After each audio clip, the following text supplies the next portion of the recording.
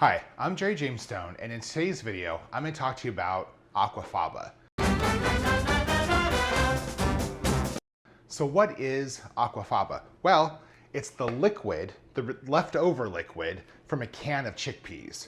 I know, sounds weird, right? But it's actually a great vegan substitute for both sweet and savory recipes. You can use it as an egg replacement. It's great for like meringues or whipped cream or marshmallows or mayo. You can use it in making baked goods as a binder. And the thing that's really cool about it is, hey, you're also fighting food waste when you use it. So what does the name itself mean? Well, aqua, water, faba is bean. Not too hard, right? So the starchy liquid is awesome for many things, but I think the thing that makes it really special is the way that you can actually whip it up and it actually holds that structure, much like in a meringue, right? As I mentioned before, you could do a baked Alaska using this if you wanted to do a vegan baked Alaska, or you could do like a, lemon meringue pie if you wanted to do that completely vegan. The fact that it can hold that structure is what makes it super, super special. So how do you measure Aquafaba? Because the reserved liquid from a can of chickpeas is not necessarily a standard by any means. So the first thing that's really important is you want to shake it a lot. The starches that are in there, the proteins, they can all settle in the bottom of the can. You want to make sure that it's evenly distributed before you actually use it. The next step is to, once you open the can, is just to, as you would, dump out the ingredients, reserving the chickpeas, and straining that liquid into a measuring cup.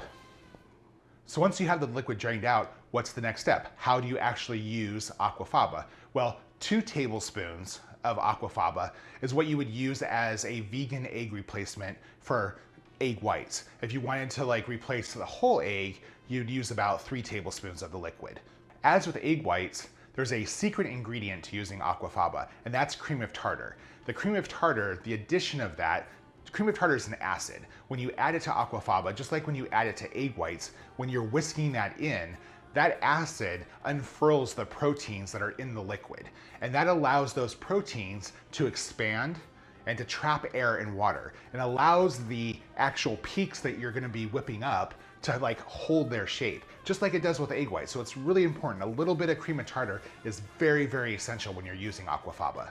It is worth noting though, if you're using this as a replacement, Aquafaba is not by any means an exact replacement for eggs. Eggs are about 10 times richer in protein than Aquafaba is. What you're getting with Aquafaba is if you want to, 1, fight food waste because we waste so much in America, it's just a really easy way to use that liquid up. 2, if you're vegan. So just so you know, you can use it, it has a lot of benefits, but it's not a substitute as far as nutritional value when it comes to eggs. So if you open up a can of Aquafaba, how the heck do you store it past initially using it? Well, what I suggest is taking an ice cube tray and dividing the Aquafaba in 1 tablespoon amounts in each cube. Put it in the freezer. Once it freezes, pop those out, throw them in a bag and put them back in the freezer. And then you have it accessible anytime you need it. If you want to do egg whites, which is 2 tablespoons, or full egg, which is 3, it's right there, ready to use. If you want to store fresh Aquafaba, it lasts in the refrigerator for about a week. Okay, so now you have it. Stop throwing away that bean liquid, Aquafaba.